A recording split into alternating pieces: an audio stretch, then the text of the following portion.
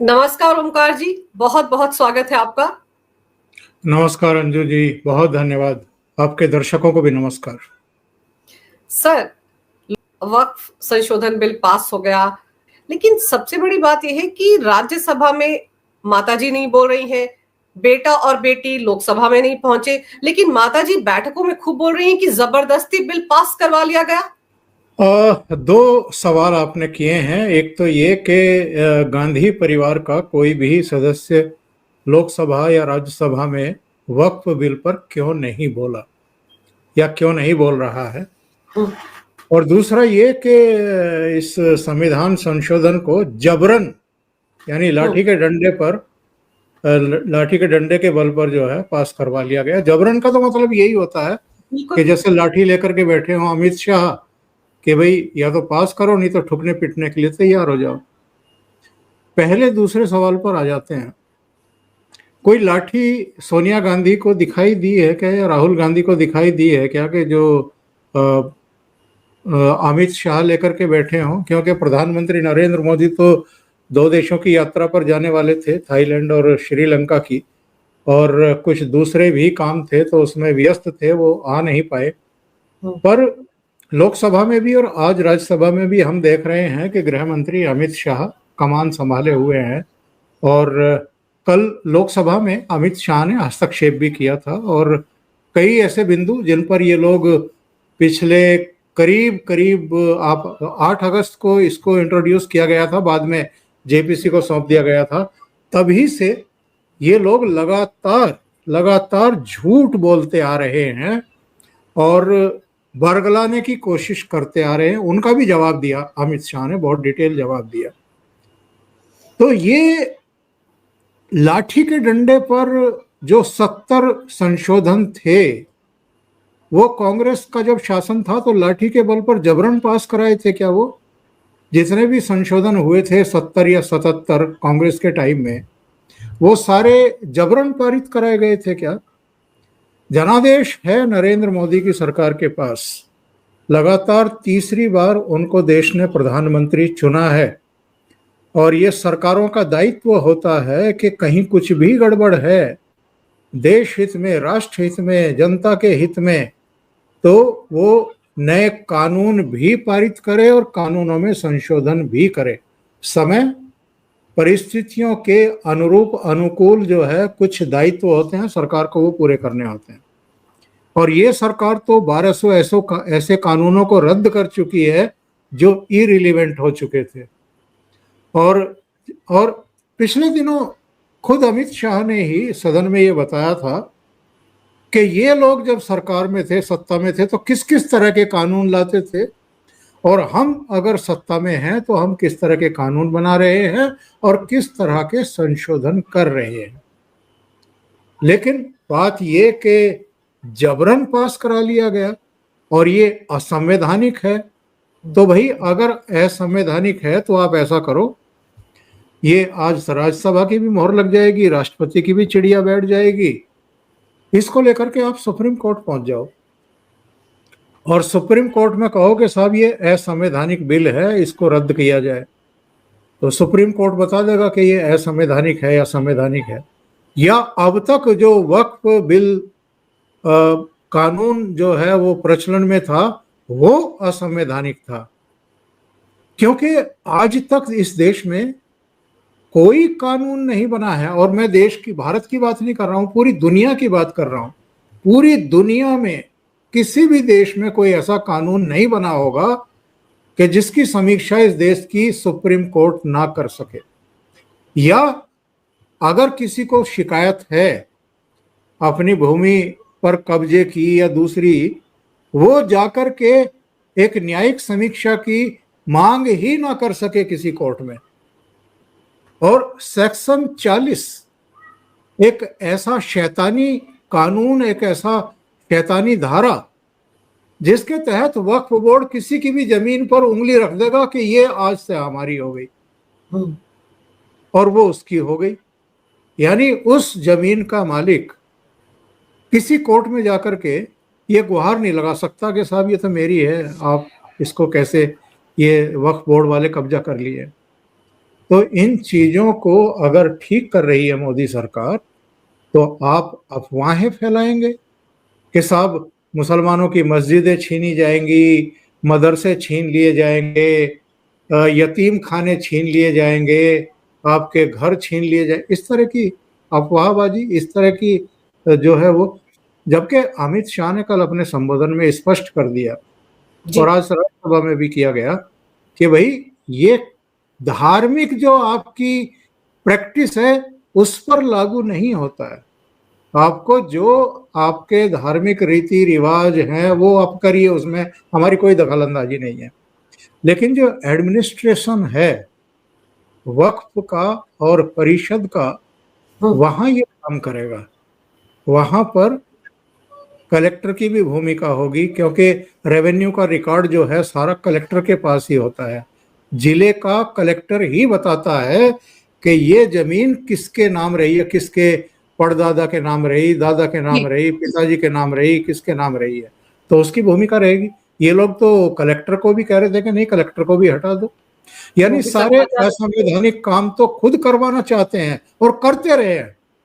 गलत काम आप खुद करते रहे हैं और आप मोदी सरकार को कह रहे हैं कि साहब गलत तरीके से ये बिल पारित। गलत तरीके से कैसे होता है? 14 घंटे की बहस हुई है, सारे राजनीतिक दलों के नेताओं को बोलने का पूरा पूरा मौका दिया गया है। पहले 8 घंटे की तय थी, फिर स्पीकर ने कहा कि 11:30 बजे तक बढ़ा देता हूं, और वो बढ़ करके फिर 12 बजे हो गई। और 12 बजे के बाद जो हुआ है वो तो उस पर तो मैं अलग से, जब आप सवाल करेंगी तो बताऊंगा, क्योंकि मैं रात को 2:45 बजे तक जाग रहा था। सर और मैं भी 3 बजे तक जाग रही थी। पर मेरे को एक चीज बताइए, सोनिया गांधी ने जो जबरदस्ती बिल पास करवाया है, ये बात कहकर आपको लगता है कि मामले को एक नया ट्विस्ट दे रही है? क्योंकि उनकी पार्टी के इमरान मसूद जो सदन में बोले थे, उनका भी ये कहना है कि संख्या बल में इन्होंने हमको पटक दिया। सर कोई पूछे कि संख्या बल पर ही तो लोकतंत्र चलता है, और कैसे चलता है? कुछ नहीं, एक्चुअल में क्या है कि जिस तरीके से 3 कृषि कानूनों का मुद्दा बनाया इन्होंने, सड़कों पर इन्होंने ला करके कुछ लोगों को बैठा दिया, उनका वित्त पोषण किया, 13 महीने तक तमाशा किया, देश और विदेश में मोदी सरकार की छवि खराब करने की कोशिश की गई, उनको किसान विरोधी साबित करने में पूरी ताकत लगा दी। ये जो पूरा इकोसिस्टम है इनका, ये भी उसी में लग गया। उसी तरीके का प्रयास ये अब भी कर रहे हैं। इनकी कोशिश एक्चुअल में यही है कि जिस तरीके से 3 कृषि कानून जो बाकायदा दोनों सदनों की मोहर और राष्ट्रपति की मोहर लगने के बाद अस्तित्व में आए थे, उनको चैलेंज कर रहे थे, उनके बारे में ये कह रहे थे कि ये किसान विरोधी हैं, ये काले कानून हैं, इनको तो वापस लिया जाना चाहिए। उसी तरीके से अब ये साबित करने की कोशिश कर रहे हैं कि भाई बहुमत के आधार पर इन्होंने कानून पारित करा लिए, जबरन पारित करा लिए, और ये सरकार तो, मोदी तो मुसलमान विरोधी हैं। तो ये देश के भीतर भी और देश के बाहर भी इसको एक परसेप्शन बनाएंगे, इकोसिस्टम के जरिए भी। और धरने, प्रदर्शन, बवाल ये पश्चिम बंगाल में शुरू हो गया, क्योंकि वहां की मुख्यमंत्री ममता बनर्जी ने कहा कि मैं आपके साथ हूं। मतलब उनको खुली छूट दे रही हैं कि आप सड़कों पर आओ और तमाशा शुरू करो। वहां तो शुरू हो गया, बाकी जगहों पर भी ये यही सब करेंगे। एक सवाल जो पहले सवाल के उत्तर में छूट गया था कि माँ, बेटी और बेटा तीनों क्यों नहीं बोले हैं, तो केरल की सियासी मजबूरियां हैं अंजू जी, आप समझ नहीं रही हैं। वायनाड से पहले राहुल गांधी जीत करके आए, उनको मुसलमानों के वोट भी चाहिए और ईसाइयों के वोट भी चाहिए। अब बहन जी वहां से मेंबर ऑफ पार्लियामेंट हैं, तो उनको भी मुसलमानों के भी वोट चाहिए और ईसाइयों के वोट भी चाहिए। वहां के जो ईसाई हैं, उनके जो संगठन हैं, उन सब ने चिट्ठियां भेजी हैं अमित शाह को और किरण रिजिजू को, और अपना समर्थन दिया है इस बिल को। उन्होंने कहा कि हम तो पीड़ित हैं। यहाँ पर केरल में मुसलमानों के संगठनों ने, वक्फ बोर्ड ने हमारी बहुत सारी जमीनें हजम कर ली हैं, खा ली हैं, ली हैं, तो हमें तो बड़ा रिलीफ मिलेगा इस कानून से। तो मुझे ये बताइए कि अगर राहुल गांधी बोलते तो क्या बोलते, या प्रियंका गांधी बोलती तो क्या बोलती, किसके पक्ष में बोलती, बिल के पक्ष में या बिल के विपक्ष में? बिल के विपक्ष में बोलती तो इंडिया अलायंस के सारे घटक दल जो है वो सवाल खड़े करते कि तुम तो केरल की अपनी राजनीतिक मजबूरियों के चलते बिल के समर्थन में खड़े हो गए हो। अगर विरोध करते तो वहां पर ईसाइयों के वोट जो हैं वो खिसकने का डर था। तो इनकी सियासी मजबूरी थी, इसलिए तीनों ने चुप्पी साधने का ही फैसला किया। सर, और इसी मुद्दे की तरफ राज्यसभा में जेपी नड्डा ने ध्यान दिलाया। उन्होंने कहा कि हमारे पास वायनाड के ईसाई संगठन क्यों आ रहे हैं। हमने तो उनसे पूछा, भाई अपनी जो सांसद महोदया है उनको बताकर आए हो या नहीं, तो सीधे हमारे पास वो क्यों आ रहे हैं। तो इसी तरह वो इशारा कर रहे थे, राजनीतिक मजबूरी जो आप बात कर रहे हैं। लेकिन सर, राहुल गांधी नहीं बोले, प्रियंका वाड्रा नहीं बोली, लेकिन आप ये देखिए कि जिस तरफ आपने भी इशारा किया कि रात को 1-1:30 बजे के आसपास वोटिंग हो गई थी लोकसभा में, लेकिन लोकसभा तो 2:45 बजे तक चली और राहुल गांधी तो आए, वोट दिया और भाग लिए। उनकी पार्टी के शशि थरूर ने सवाल उठाया था जिसका जवाब गृह मंत्री ने दिया। उस वक्त वो नदारत थे, पूरे दिन नदारत थे। चलिए आप नहीं बोलना चाहते ना बोले, लेकिन कम से कम नेता प्रतिपक्ष इस नाते तो बैठे लोकसभा में। रात को मैं तो 2:45-3 बजे तक जाग रहा था। आप बता रही हैं कि आप भी देख रही थी। तो चूंकि हम जर्नलिज्म से बहुत लंबे समय तक जुड़े हुए हैं, तो ऐसे समय मतलब ऐसी रातों को हमारा रथ जगा हो ही जाता है जी। मैं तो आपको बताऊं, जब सुनीता विलियम्स लैंड कर रही थी अमेरिका में, तो सुबह 5-5:30 बजे तक मैं जाग रहा था। सर मैं भी तो उसी नाव पे सवार थी, मैं भी देख रही थी कैसे आएंगी, कैसे लैंड करेंगी, कब बाहर निकलेंगी उस कैप्सूल से, सब देख रही थी। हाँ हाँ, तो वो ये बीमारी है और इस बीमारी से निजात इस जन्म में तो नहीं मिलेगा, नहीं मिलेगी। बहरहाल आपने देखा होगा कि राहुल गांधी कितने अनमने ढंग से बैठे हुए थे जब तक वक्फ बिल लोकसभा में पारित नहीं हो गया, और किस किस अंदाज में बैठे थे। मैं आपको बताऊं कि चेयर इधर है, सामने चेयर है, और ये ऐसे बैठे हुए थे, बताइए, इस तरीके से बैठे हुए थे, यूं किए हुए बैठे थे। तो किरण रिजिजू ने अपने भाषण में ये कहा कि जिनको मैं सुना रहा हूं वो सुन नहीं रहे हैं। मतलब ये उनका बड़प्पन था कि वो ये नहीं कह रहे थे कि नेता प्रतिपक्ष सो रहे हैं या झपकी ले रहे हैं। तो आप कितने सीरियस हैं, कितने नॉन सीरियस हैं, आपके इन जेस्चर्स से पता लग जाता है। दूसरी बात, इतने महत्वपूर्ण बिल पर चर्चा हो रही है, आप नेता प्रतिपक्ष भी हैं और कांग्रेस संसदीय दल के नेता भी हैं। बिल्कुल। और कांग्रेस को लीड आप ही कर रहे हैं। मल्लिकार्जुन खड़गे तो नाम के अध्यक्ष हैं, ठीक है।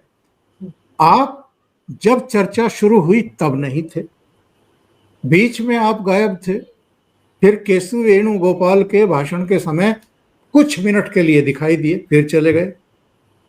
इसके बाद आप रात को तब आए जब उस पर वोटिंग की संभावना थी। वो वोटिंग थोड़ा खिंच गई, और जब वोटिंग की प्रक्रिया शुरू हुई तो एक नया नाटक शुरू किया कांग्रेस और इनके सहयोगी दलों ने। वो नाटक क्या था? ठीक है, आपका संवैधानिक अधिकार है, कोई संशोधन किया जा रहा है किसी कानून में, तो आप बहुत सारी जो धाराएं हैं उनमें अपने संशोधन का नोटिस दे सकते हैं कि साहब हम इससे सहमत हैं, असहमत हैं, ये जोड़ना चाहते हैं, वो जोड़ना चाहते हैं। और उसकी एक प्रक्रिया है। प्रक्रिया ये है कि आपके एक एक नोटिस, एक एक संशोधन के ऊपर जो है वोटिंग कराना मजबूरी हो जाती है चेयर की। बिल्कुल। तो 2 घंटे लग गए स्पीकर साहब को, जो इन्होंने रायता फैलाया था उसको समेटने में। अच्छा, इसका नोटिस पहले से इशू था मणिपुर चर्चा का, कि भाई वहां राष्ट्रपति शासन लगा है, उसकी पुष्टि होनी है, संक्षिप्त चर्चा होगी और उसको हम सदन में रखेंगे। पारित हो नहीं पारित हो वो एक अलग मुद्दा होता है।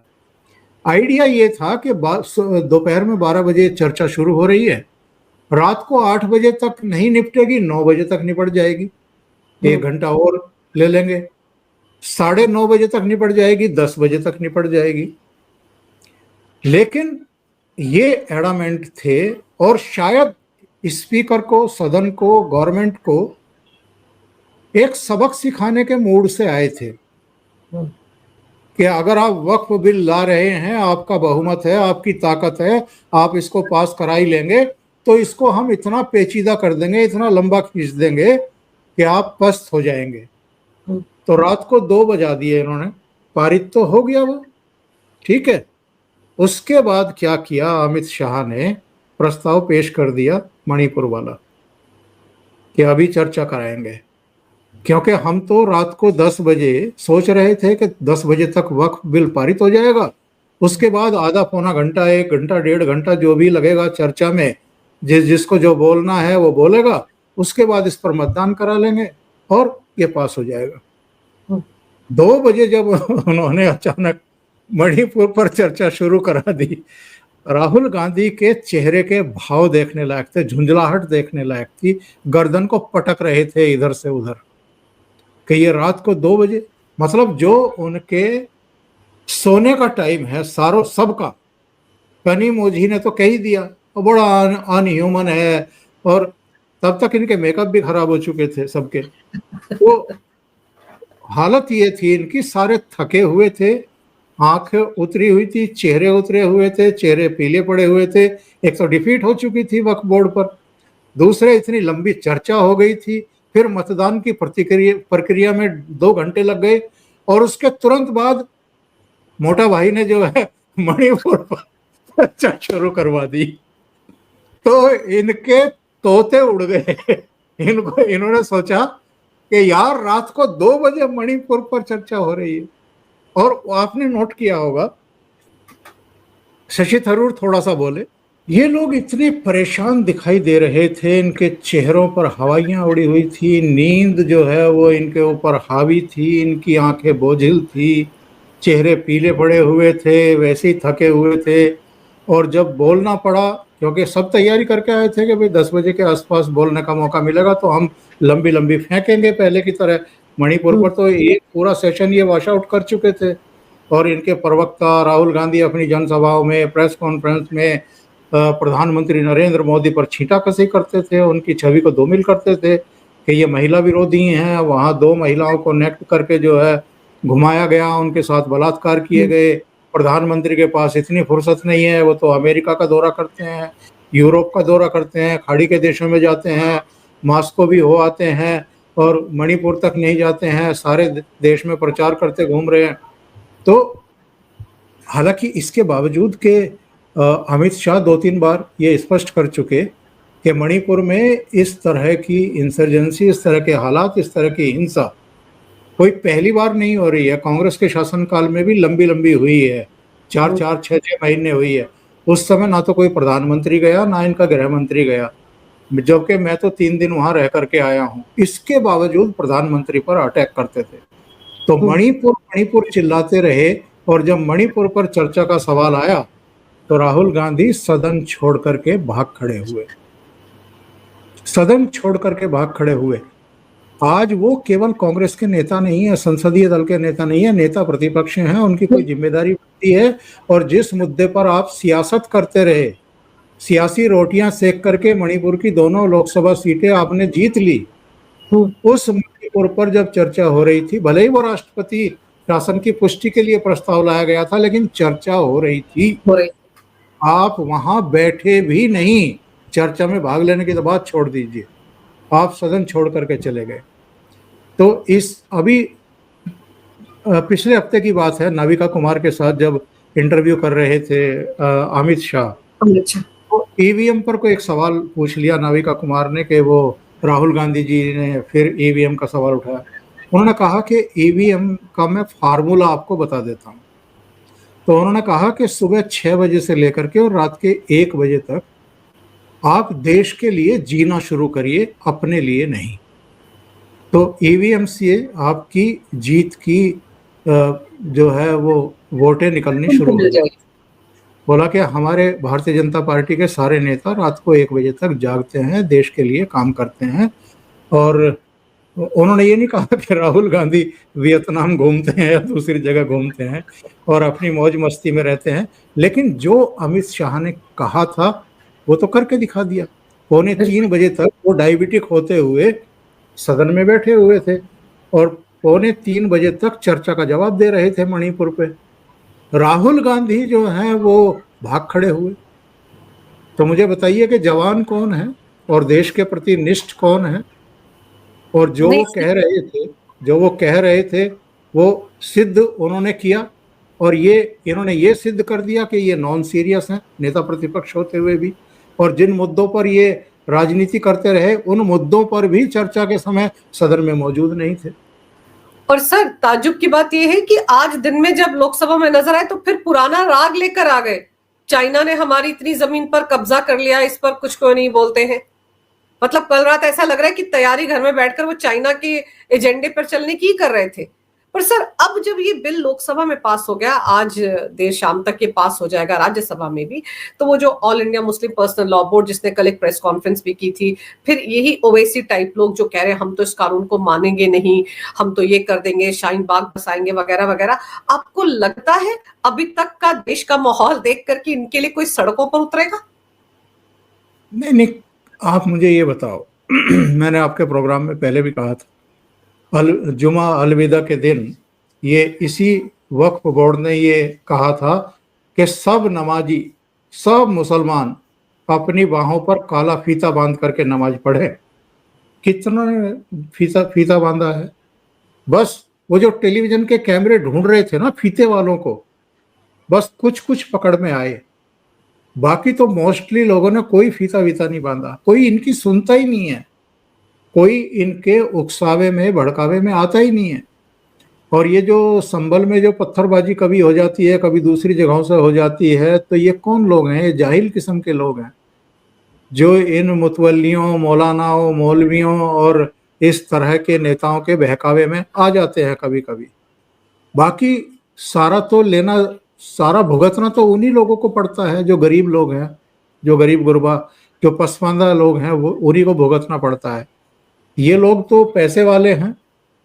और आप देख लो, इसको समाजवादी पार्टी का जो सांसद है संभल का, आज तक गिरफ्तार नहीं हुआ क्योंकि हाई कोर्ट पहुंच गया अग्रिम जमानत के लिए। ये सुप्रीम कोर्ट भी जा सकता है, ये बड़े बड़े वकील भी कर सकता है। वो बेचारे कहाँ जाएंगे जिनसे पत्थर बिकवाए, या जिनकी देसी कट्टों से 4 लोग मारे गए, तो वो तो मरेंगे ना, वो तो गिरफ्तार भी होंगे, जेलों में भी सड़ेंगे। तो ये लोग केवल और केवल भड़काना जानते हैं। अब कानून तो पारित होना ही था क्योंकि सरकार का दोनों सदनों में बहुमत है।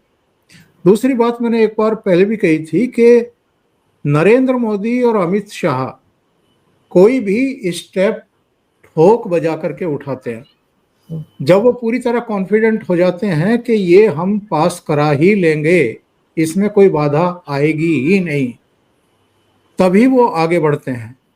और दर्शकों की याद के लिए बता दूं, जब राज्यसभा में इनका बहुमत भी नहीं था ना, तब भी इन्होंने 370 हटाया है, 35 से हटाया है। तब भी इन्होंने 3 तलाक विरोधी कानून पारित कराए हैं। तब भी एनआईए बिल में इन्होंने संशोधन किया है। बहुत बड़े बड़े फैसले उस दौरान भी लिए हैं। और जो एनडीए का हिस्सा भी नहीं थे, जगन मोहन रेड्डी और नवीन बाबू, उनके भी समर्थन लेने में कामयाब रहे हैं। अब तो इनके पास कोई दिक्कत ही नहीं है। 98 एमपी तो इनके राज्यसभा के अपने हैं। और अगर एनडीए के बाकी घटक दलों के भी एमपी की संख्या जोड़ लें तो 125 बैठती है। तो 236 के सदन में पूर्ण बहुमत उनके पास है आज की तारीख में। उन्हें कोई दिक्कत ही नहीं है राज्यसभा में। हाँ, जितनी बकैती इनको करनी है वो करेंगे ये लोग। लोकसभा में भी कर ली इन्होंने, लोकसभा के बाहर भी कर ली, आज राज्यसभा में भी देख लीजिए किस किस तरह की बातें हो रही हैं। तो देश देख रहा है और देश के सामने बहुत सारी चीजें पहली बार आ रही हैं, उजागर हो रही हैं।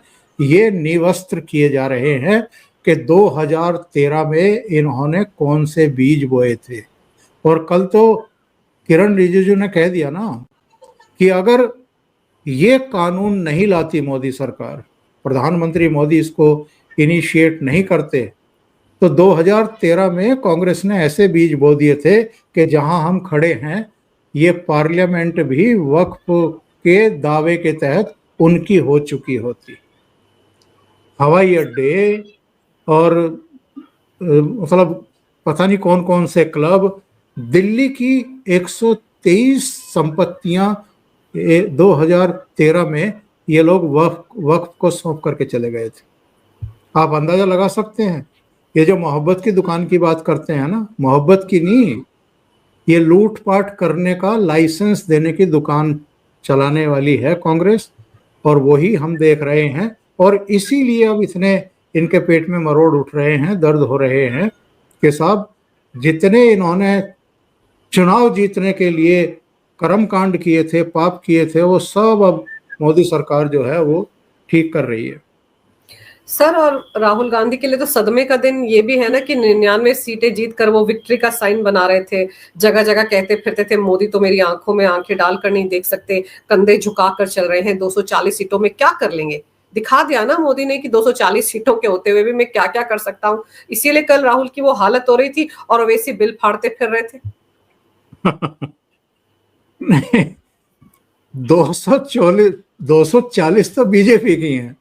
मैं वही तो एनडीए एनडीए की तो 293 है। तो वो तो पूर्ण बहुमत वाली सरकार है, मजबूत सरकार है।